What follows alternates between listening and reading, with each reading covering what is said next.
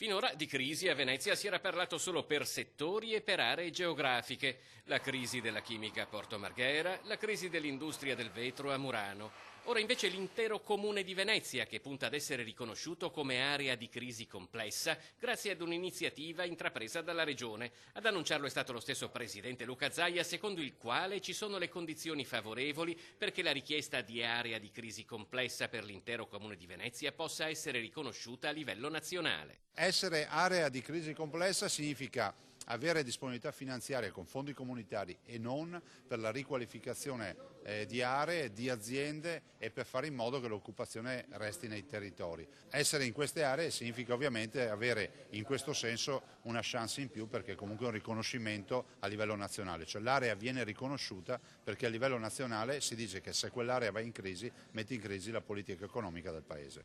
Il dossier approvato dalla Giunta regionale del Veneto e presentato al Ministero per lo sviluppo economico rileva la necessità di pianificare un sistema in grado di favorire la riconversione e riqualificazione industriale, suggerendo da un lato interventi in ambito infrastrutturale, ambientale ed economico, dall'altro chiedendo gli strumenti necessari a sostenere la ripresa industriale e le misure di politica attiva destinate ai lavoratori.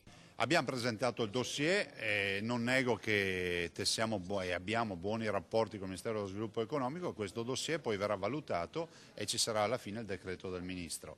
E la direzione è quella giusta, ringrazio tutti coloro che hanno lavorato anche perché per noi significa poi avere risorse per riqualificare, riconvertire e occuparsi magari dei casi nei quali c'è problema di disoccupazione.